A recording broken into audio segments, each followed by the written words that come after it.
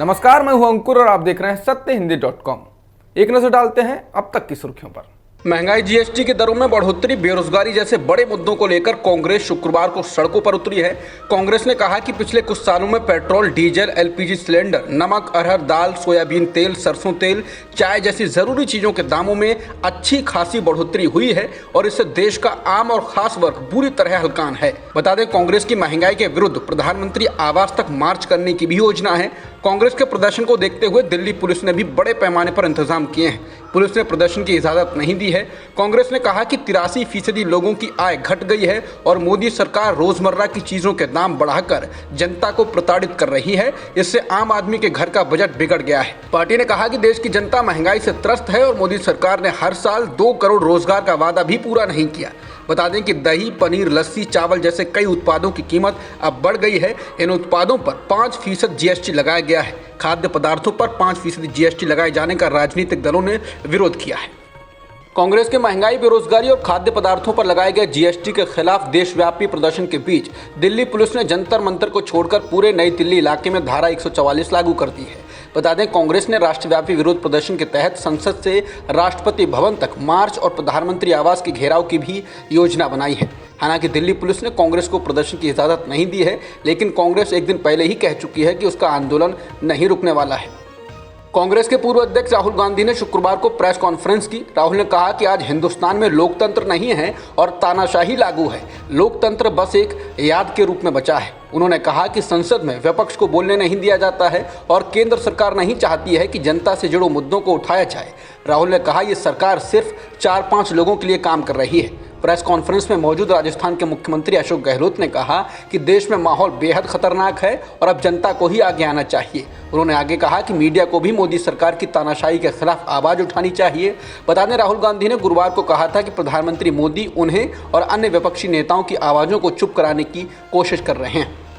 विपक्ष के विरोध के बाद भी सरकार पर क्यों दबाव नहीं पड़ रहा है, इस सवाल के जवाब में राहुल गांधी ने कहा, जो विपक्ष लोकतंत्र में लड़ता है वो संस्थानों के बल पर लड़ता है। जो लीगल स्ट्रक्चर है, न्यायिक स्ट्रक्चर है, जो मीडिया होता है, उसके दम पर विपक्ष खड़ा होता है। लेकिन वो सभी संस्थान सरकार को सपोर्ट कर रहे हैं क्योंकि सरकार ने अपने लोग इन संस्थानों के अंदर बैठा रखे हैं। आज देश के सभी संस्थान स्वतंत्र नहीं हैं। यहाँ हर संस्थान में आरएसएस का आदमी बैठा है। हम एक दल के खिलाफ नहीं बल्कि पूरे इंफ्रास्ट्रक्चर के खिलाफ लड़ रहे हैं।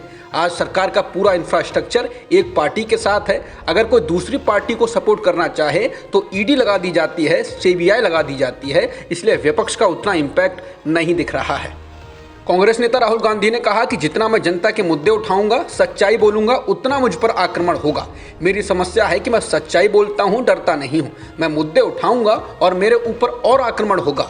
राहुल ने कहा कि जो डरता है वो धमकाता है। वो किससे डरते हैं? जो आज देश की हालत है वो उससे डरते हैं। जो वादे पूरे नहीं किए वो उससे डरते हैं। महंगाई से डरते हैं, बेरोजगारी से डरते हैं। क्यों डरते हैं? क्योंकि 24 घंटे झूठ बोलते हैं। महंगाई नहीं है, बेरोजगारी नहीं है, चीन नहीं आया, ऐसे झूठ बोलते हैं। महाराष्ट्र में जोड़ तोड़ कर बनी एकनाथ शिंदे बीजेपी की सरकार का कैबिनेट विस्तार एक बार फिर टल गया है। कोई नहीं जानता कि कैबिनेट का विस्तार कब होगा। खबर आई थी कि 5 अगस्त यानी कि आज कैबिनेट का विस्तार किया जाएगा, लेकिन आज ये विस्तार नहीं होगा। मुख्यमंत्री एकनाथ शिंदे और उनके समर्थक विधायकों की बगावत के बाद बीजेपी के साथ मिलकर बनी नई सरकार की कैबिनेट का विस्तार करने में बीजेपी और एकनाथ शिंदे दोनों के ही पसीने छूट रहे हैं। शुक्रवार को कैबिनेट का विस्तार होने की खबर उस वक्त गिर गई जब पता चला कि एकनाथ शिंदे बीमार हैं और डॉक्टर ने उन्हें आराम करने के लिए कहा है। द इंडियन एक्सप्रेस के मुताबिक कुछ विधायक गुरुवार को मुख्यमंत्री शिंदे से मिलने गए, लेकिन उनसे कहा गया कि वो वरिष्ठ विधायक उदय सामंत से मुलाकात करें। उधर उप मुख्यमंत्री देवेंद्र फडणवीस के गुरुवार को दिल्ली आने की खबर महाराष्ट्र और दिल्ली की मीडिया में जोर शोर से चली, लेकिन बाद में डिप्टी सीएम के कार्यालय से बयान सामने आया कि फडणवीस मुंबई में ही हैं और वो दिल्ली नहीं गए हैं। पश्चिम बंगाल की मुख्यमंत्री ममता बनर्जी अपने 4 दिवसीय दौरे पर दिल्ली पहुंची हैं। इस दौरे पर शुक्रवार को वो राष्ट्रपति द्रौपदी मुर्मू और प्रधानमंत्री मोदी से मुलाकात करेंगी। ममता दिल्ली में मुख्यतः नीति आयोग के सत्र में हिस्सा लेने के लिए आई हैं। प्रधानमंत्री मोदी 7 अगस्त को नीति आयोग की संचालन परिषद की बैठक की अध्यक्षता करेंगे, जिसमें कृषि, स्वास्थ्य और अर्थव्यवस्था से जुड़े मुद्दों पर चर्चा होगी। मीडिया रिपोर्ट्स के मुताबिक पीएम मोदी के साथ बैठक में ममता बनर्जी पश्चिम बंगाल के जीएसटी के बकाये पर चर्चा कर सकती हैं। कोरोनिल और एलोपैथिक डॉक्टरों को लेकर पहले ही विवादित बयान दे चुके मुकदमा झेल रहे बाबा रामदेव ने अब कोरोना वैक्सीन को लेकर विवादित बयान दिया।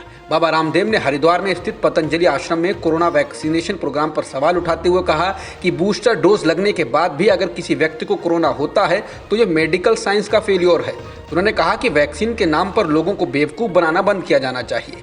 रामदेव ने कहा कि योग और आयुर्वेद के समर्थन के बिना कोई भी वैक्सीन आपको स्थायी रूप से कोरोना वायरस के खिलाफ सुरक्षा नहीं दे सकती, चाहे आप कितने भी बड़े हों, राष्ट्रपति हों या खुद बड़े डॉक्टर। रामदेव ने कहा कि विश्व स्वास्थ्य संगठन यानी कि WHO के शीर्ष अधिकारी भी कोविड-19 वायरस के शिकार हुए हैं। रामदेव ने यह भी दावा किया कि वैक्सीन के नाम पर दुनिया को चिकित्सा विज्ञान गुमराह कर रहा है। बता दें, इससे पहले रामदेव ने कोरोनिल को कोरोना की दवा बताया था और एलोपैथी डॉक्टर्स को कोरोना से मर रहे लोगों के लिए जिम्मेदार बताया था, जिसके बाद उन पर केस किया गया और उन्होंने माफ़ी भी मांगी। हालांकि इस मामले में कल ही दिल्ली हाईकोर्ट में सुनवाई हुई थी और रामदेव की तरफ से स्पष्टीकरण दिया गया था, लेकिन हाईकोर्ट उनके जवाब से खुश नहीं था।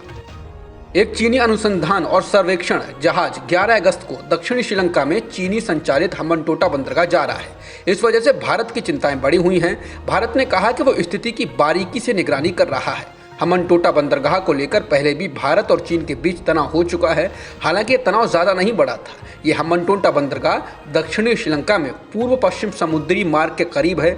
इस बंदरगाह का निर्माण 2008 में शुरू हुआ था, जिसके लिए चीन ने एक बड़ा कर्ज दिया था। भारतीय मीडिया रिपोर्टों में कहा गया है कि नई दिल्ली को चिंता थी कि जहाज का इस्तेमाल उसकी गतिविधियों की जासूसी करने के लिए किया जाएगा और उसने कोलंबो में शिकायत दर्ज कराई है। इस पर श्रीलंका की ओर से सफाई आई है। एनडीटीवी की रिपोर्ट के अनुसार श्रीलंका के रक्षा मंत्रालय की मीडिया प्रवक्ता कर्नल नलिन हेराथ ने कहा कि श्रीलंका भारत की चिंता को समझता है, क्योंकि जहाज सैन्य प्रतिष्ठानों की निगरानी करने में सक्षम है, लेकिन ये एक नियमित अभ्यास है। अपने ताइवान दौरे को लेकर अमेरिकी प्रतिनिधि सभा के अध्यक्ष नैन्सी पेलोसी ने कहा कि उनका दौरा कभी भी यथास्थिति बदलने के लिए नहीं था। समाचार एजेंसी रॉयटर्स के मुताबिक अपने जापान दौरे के दौरान नैन्सी पेलोसी ने इसके साथ ही कहा कि चीन की सरकार इस बात से खुश नहीं है कि ताइवान के साथ हमारी दोस्ती मजबूत है। उन्होंने कहा कि चीन ने ताइवान को अलग थलग करने की कोशिश की है, लेकिन वो हमें ताइवान जाने से रोककर उसे अलग थलग नहीं कर सकेगा। हम उन्हें ऐसा करने नहीं देंगे। वहीं प्रेस कॉन्फ्रेंस में मौजूद अमेरिका के विदेश मामलों की समिति के चेयरमैन ग्रेजरी मिक्स ने कहा, अगर हम ना आते तो सवाल लोग कर रहे होते कि आप कहाँ हैं। हम लोकतंत्र के लिए बोलते रहेंगे। ये दौरा भी इसी बारे में था। अब तक की खबरों में इतना ही। बाकी खबरों के लिए बने रहिए सत्यहिंदी.com के साथ।